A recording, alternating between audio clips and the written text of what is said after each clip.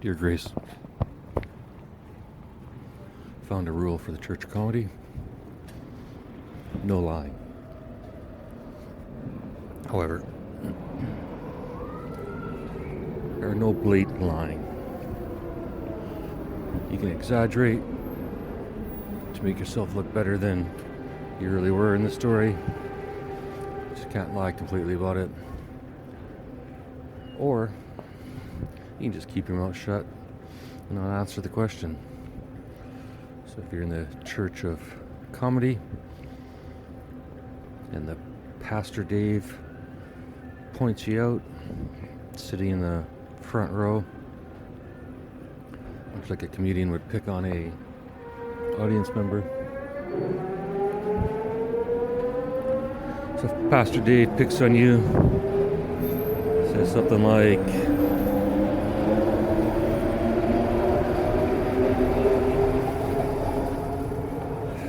when was the last time you got on your knees? Got on your knees and prayed. Prayed to grace, not to God. In the Church of Comedy, if we pray to grace. Unless you're deep down a Christian or whatever, then pray to Jesus, whoever the fuck you want, doesn't really matter. But if you have nobody, you feel like you should have somebody, then you pray to grace. Closest thing to God there is.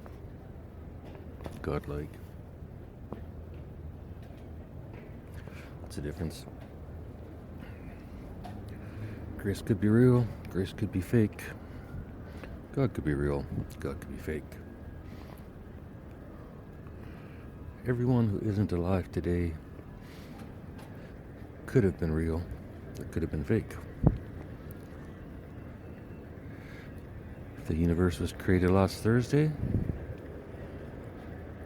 then they were all real at one time, but are now whatever.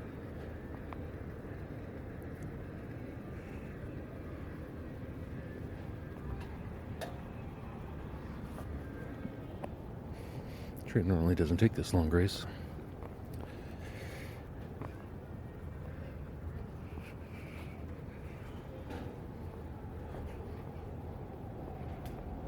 Alright, Grace, so I'm putting up the original Dear Grace, which was 20-some letters that I wrote by hand, and then read out loud and edited, and then read out loud and recorded. It's about 6 hours worth. Second Dear Grace is 100 and some episodes, which were all recorded off the cuff. A lot of it is just me reading the news, but whatever. A lot of funny shit in there. And the third version is the one you're listening to, Grace. All told, almost 300 episodes. I'm guessing at least 250 hours.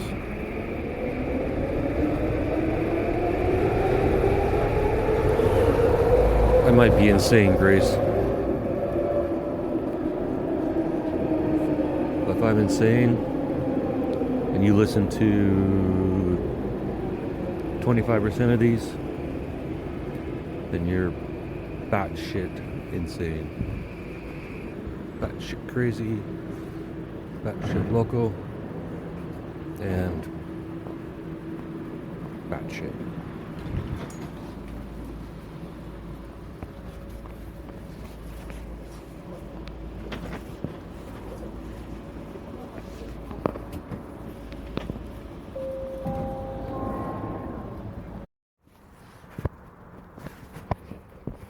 Sometimes, Grace, I think technology has it out for me.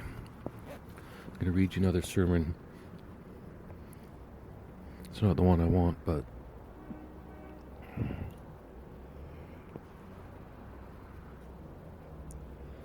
the one I want is on Google Docs, and my laptop is so fucking fucked up that I can't even open it up.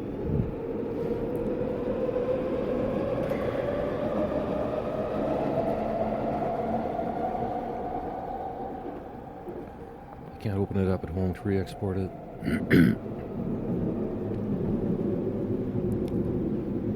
whatever. It's basically what I'm about to read. The only difference is where I have religious quotes. I had another version where there was interfaith quotes and Bible quotes.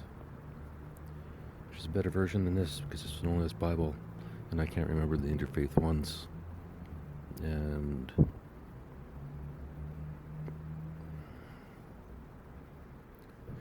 just doesn't fucking matter.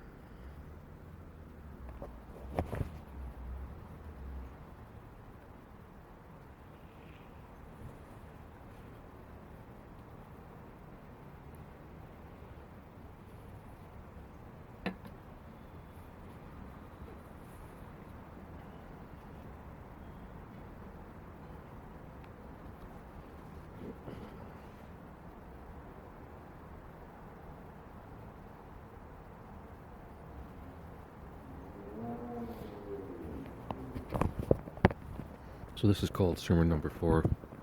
I have no idea if that matches what's on the fucking website or not. Got kind of pissed all of a sudden, Grace.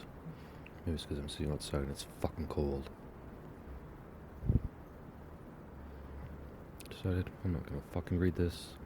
I'm gonna go back upstairs. If that fucking laptop doesn't work, I'll take it and smash it into 1,000 fucking pieces. Fuck it. Good news, Grace. I didn't smash it into 10,000 fucking pieces. Although it is still a piece of shit laptop. I either need to reformat it and start fresh, or something else. I don't know. Anyway,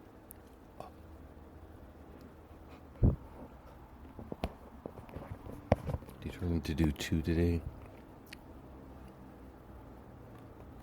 2 recordings. I've downloaded and posted on the old site the first 22 episodes, all in one file, 6 hours long. I'm then going to put 166 episodes into one file, and we'll see how long that is. I'm guessing about 99 hours. I wonder if I can upload a 99-hour audio file to Substack. We're going to find out, Grace. Anyway, sermon number 4. Faking it to make it. On strategic deception and homeless anonymous. By Pastor Dave. Church comedy. Opening prayer. Dear Grace. The good news, Grace, is I recorded part 5 tonight at 8 p.m., which is the time I would normally be getting on stage. I have no idea how I'll feel after my first stand-up, Grace, but I know that after I read out my words to you in these letters, I feel a certain relief it's over. On the other hand, I question the speed of my progress in both stand-up and this never-ending letter to you. Quote, Not that I have already obtained all this, or have already arrived at my goal, but I press on. Philippians, or Philip something, 3:12. And, second quote, not to have heard is not to have been told. Not to have been told is to not know. Confucius. Part 1, ready to talk, not ready to listen. I thought more about my last letter to you and Rob's situation last night. I was right about the video. He posted one this morning. It was nothing more than him repeating what he shared on his community page in text. No visuals of the damage done. I am pushing Rob through the comments on his videos. Nearly everyone agrees with his every word and without question, and the viewpoint is very narrow. I'm trying not to be too much of a prick in my comments, Grace, but sometimes I do use a sharp edge.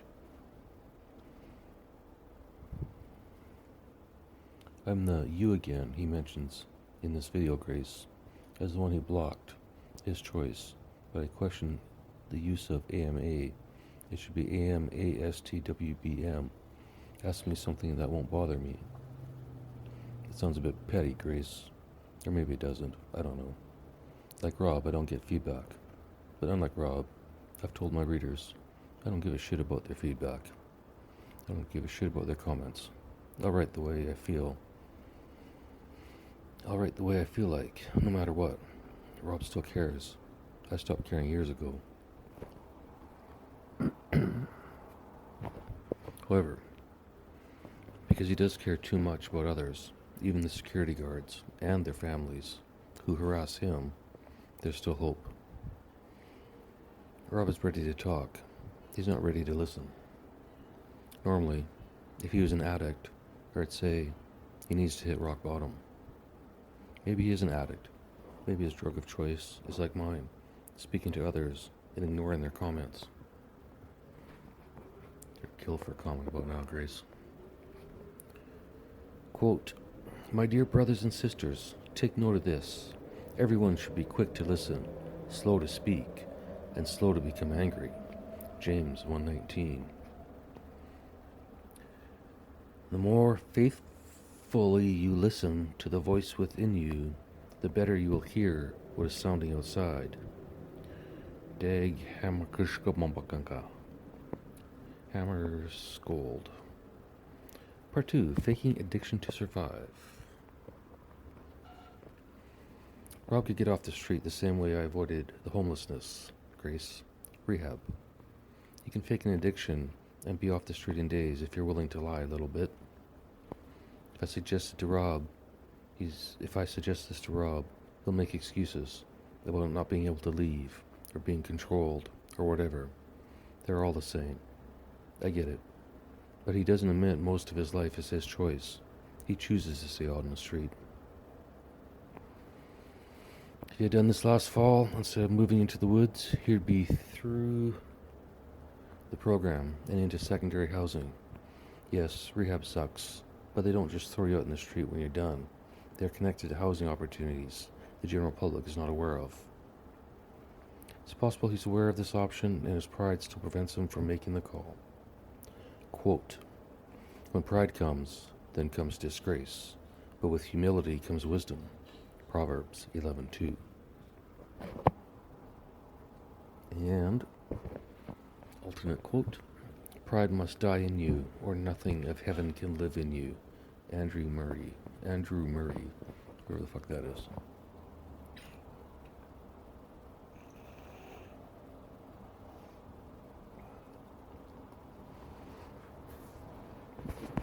I should clarify, Grace. I faked needing rehab to avoid living on the street. However, I was an alcoholic at one point in my life.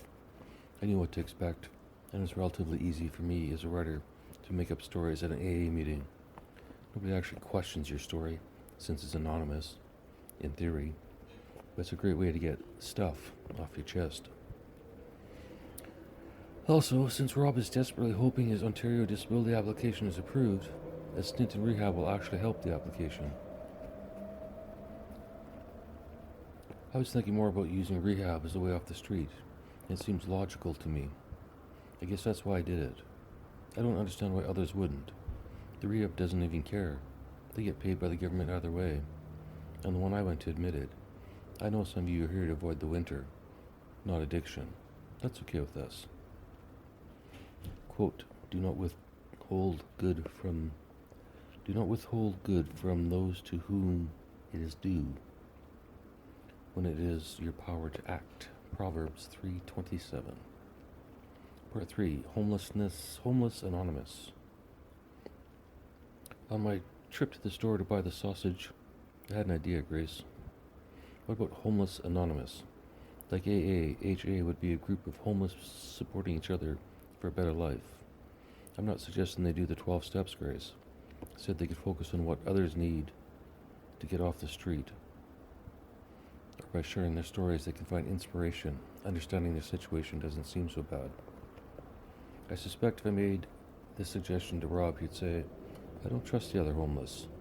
Probably most homeless men would say the same. They are alone in the street for a reason. Quote, carry each other's burdens, and in this way you will fulfill the law of Christ. Galatians Galatians, Galatians 6:2. Or, help your brother whether he is oppressed or oppressed. Or help your brother whether he is an oppressor or oppressed. Prophet Muhammad, peace be upon him. Rob is basically conducting AT, anonymous therapy, but without the human interaction. He can only assume the tone of the comments. He can't hear any of the emotion in the person's voice. Any assumption Rob makes on a comment is based on his experiences over the last couple of years, which have not been great for him. I wonder when the last time Rob had a truly meaningful conversation with another person, Grace. I'm not even suggesting counseling, Grace. I think if Rob was able to express himself anonymously, but personally, to another human, it would help. I would suggest he does exactly like YouTube, but to one single individual who will listen and learn his life story. Not to give advice, just to listen and be there for Rob. Quote, one who has unreliable friends soon comes to ruin, but there is a friend who sticks closer than a brother. Proverbs 18:24. Part 4, the sausage and the dirty laptop. I realized, Grace, I could show you more of my life instead of describing it. Maybe makes this letter a bit more interesting. I shouldn't complain about Rob's boring talking heads when I'm essentially doing the same. To make up for it, here's a picture of my sausage, as I decided to go back on keto for a while. Image of sausage on dirty laptop. Just noticed that what is left of my laptop is pretty dirty. I'll clean it once I'm done writing, Grace. Maybe. Quote, give us this day our daily bread. Matthew 6:11. Alternate quote, let's be thankful for the food beside us, the family beside us, and the love between us. Traditional interfaith grace. Grace. Part 5, the whiteboard of shame. My experience was fine, but I'll admit I was in a better place than Rob is in now. I decided I'd write my way through it, and I did. A shitty sentence. Everything I wrote was great, was crap, but at least I wrote, Grace. The first 30 days, they take away your electronics. I didn't mind. Oh, I'm still talking about rehab. My experience in rehab was fine, but I'll admit, I was in a better place than Rob is in now. I decided I'd write my way through it, and I did. Everything I wrote was crap, but at least I wrote, Grace. The first 30 days, they take away your electronics. I didn't mind. I was happy to write by hand. My handwriting is barely legible, Grace. It looks like a child's, unfortunately. I remember being embarrassed in a business seminar once when my boss called me up to write on the whiteboard for him. I tried to shake my head no, but I had no choice. I was forced to write in childlike handwriting in front of my coworkers, co-managers. In fact, it was a management seminar. It didn't help that at the time I couldn't spell very well. I'm better now, or maybe not. I can't remember which words I misspelled, but my boss did say, I see why you didn't want to write. Yeah, no shit, Sherlock. I was your IT guy and did everything by email computer, not your fucking secretary. Or not a fucking secretary. The food was fine in rehab. Not the highest quality, but not shit. Cook was in fact a paying job at the rehab that anyone could be trained on. Quote, do not be ashamed, for you will not be disgraced. Isaiah 54:4. Or, perfection within imperfection. Buddhist-inspired reflection. Part 6, unedited truth.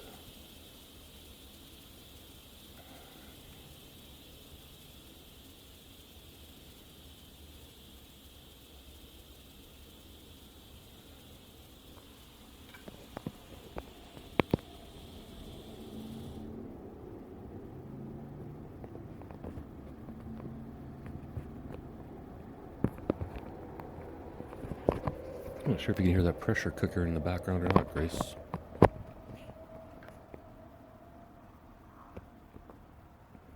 It's letting off some steam. And I'm letting off some steam.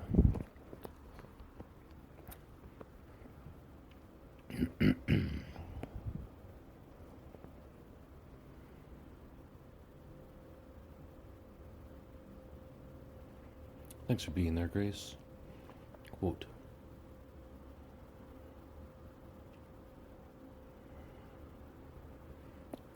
Just in case I didn't say this, I failed to record this last night, Grace, and I don't like the flow of this letter, so I'll end now. I could rewrite, but why? These were my thoughts at the times.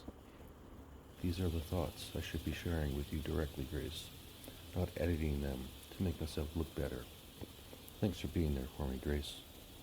Quote, therefore, each of you must put off falsehood and speak truthfully to your neighbor, for we are all members of one body.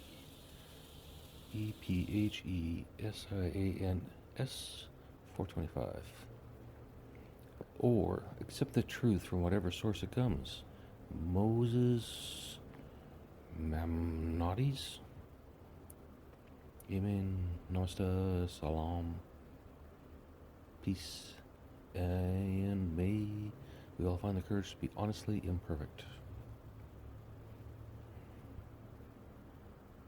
Here's some more quotes. On progress and faking it forward. Fall 7 times. Stand up. 8. Zen proverb. Success is stumbling from failure to failure with no loss of enthusiasm. Commonly attributed to Winston Churchill. On listening, silence and ego. Hee-hee, dee-dee-dee-dee-dee. Now all I can hear is that pressure cooker. God damn it, it's like the train, Grace.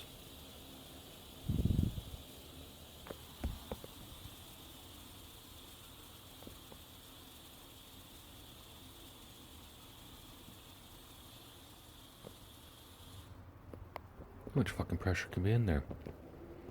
On listening, silence and ego. He who knows does not speak. He who speaks does not know. Lao Tzu, Tao Te Ching, Taoism. Silence is sometimes the best answer, the Dalai Lama, Buddhism. On pride, humility, and survival. When pride comes, then comes disgrace. But with humility comes wisdom, echoed across traditions. The ego says, once everything falls into place, I will find peace. The spirit says, find peace and everything will fall into place. Marianne Williamson, New Thought. On strategic compassion. Whoever saves one life, it is considered as if he saved the whole world. Talmud Sanhedrin 37a, Judaism. Compassion is the basis of morality. Arthur Schopenhauer. Secular philosophy. Unshared burdens and community. None of us is truly independent. We all rely on one another. Buddhism. The believer is a mirror to the believer. Islam. On friendship and witness. A friend is one soul abiding in 2 bodies. Aristotle. Walk with the dreamers, the believers, the courageous. Native American proverb. On daily bread and enough. Contentment is the greatest wealth. Ali ibn Abi Talib. Islam. When you have enough, you have everything. Buddhist proverb. On shame, truth, and imperfection. The wound is the place where the light enters you. Rumi. 3 things cannot be long hidden: the sun, the moon, and the truth. The Buddha. That's it, Grace.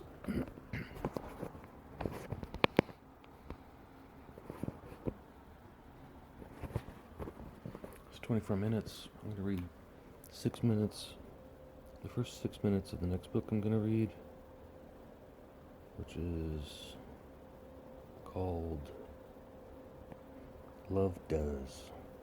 I have no idea what it's about, but when I asked Grok to give me books like Jimmy Dart's Undercover Kindness This was in the list. By the way, Grace, if you haven't read that book, you should. It's a hell of a love story. Not as good as ours, but it's second best. Introduction, Love Does. Quote, I used to think I needed an office to be a lawyer, but now I know all I need is an island. End quote.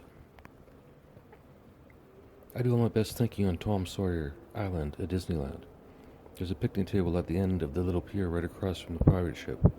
I suppose most people think this place is just a prop, because there are a couple of wooden kegs marked gunpowder and some pirate paraphernalia hung over the railings.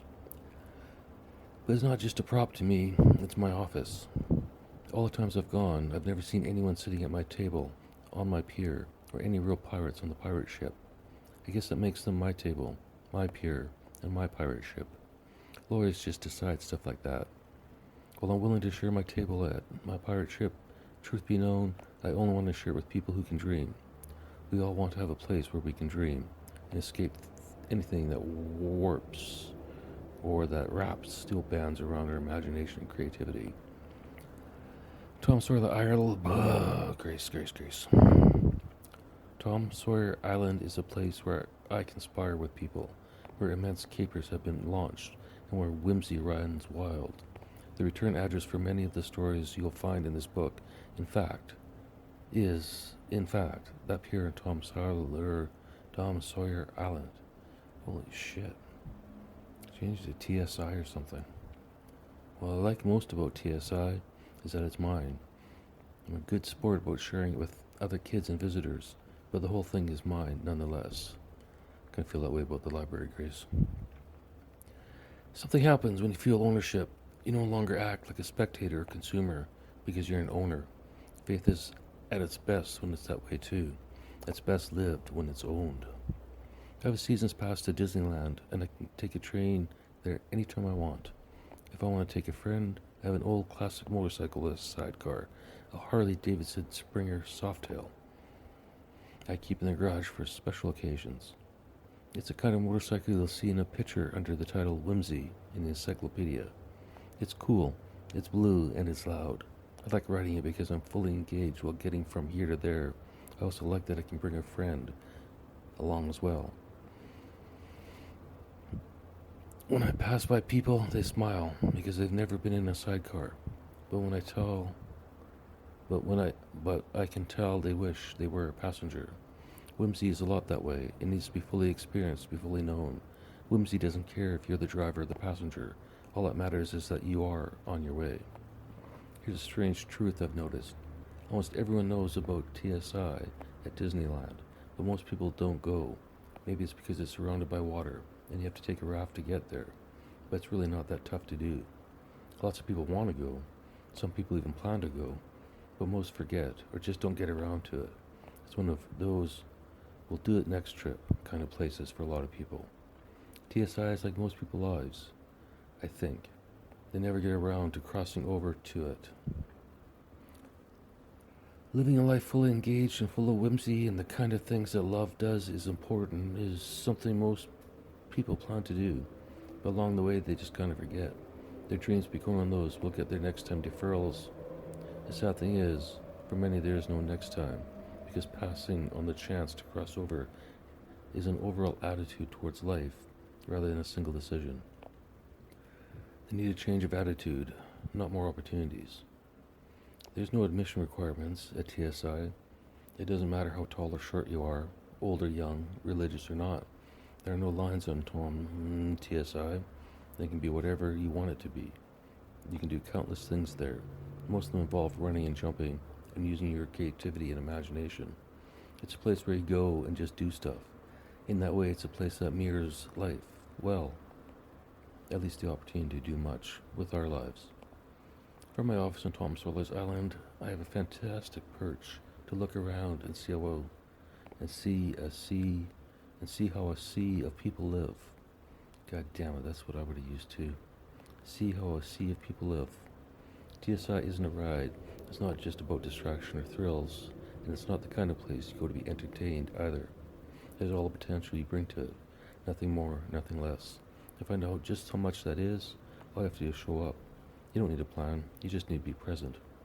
Somewhere in each of us, I believe there's a desire for a place like Tom Sawyer, TSI, a place where stuff of the imagination, whimsy, and wonder are easier to live out, not just think about or put off until next time. This is a weighty thing to think about on my island. But I often consider what I'm tempted to call the greatest lie of all time, and I like to be bound up in two words: someone else. On TSI, I reflect on God, who didn't choose someone else to express his creative presence to the world, who didn't tap the rock star or the popular kid to get things done. He chose you and me. We are the means, the method, the object, and the delivery vehicles. God can use anyone for sure. If you can shred on the fender or want best personality, you're not disqualified. It just doesn't make you more qualified. You see, God usually chooses ordinary people like us to get things done. As I sit on my island, it becomes clear that we need to stop plotting the course and instead just land the plane on our plans to make a difference by getting to the do part of faith. That's because love is never stationary. In the end, love doesn't just keep thinking about it or keep planning for it. Simply put, love does. That's a pretty good introduction. Grace?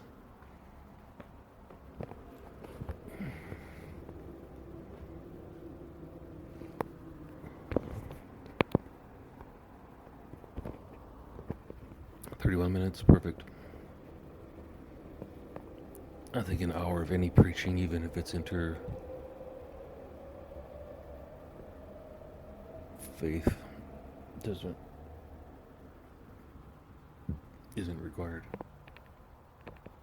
You take a look at that, I'm not preaching.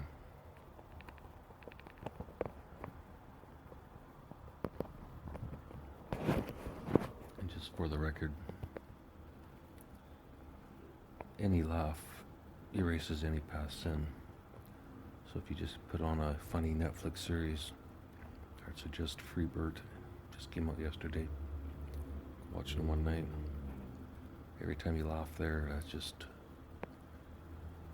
sends off you and sends off Bert and then the entire production crew or whoever was involved in the making of it.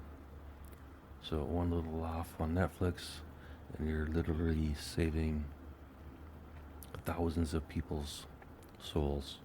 Sure, maybe just a fraction at a time, but still, it counts, according to the Church of Comedy.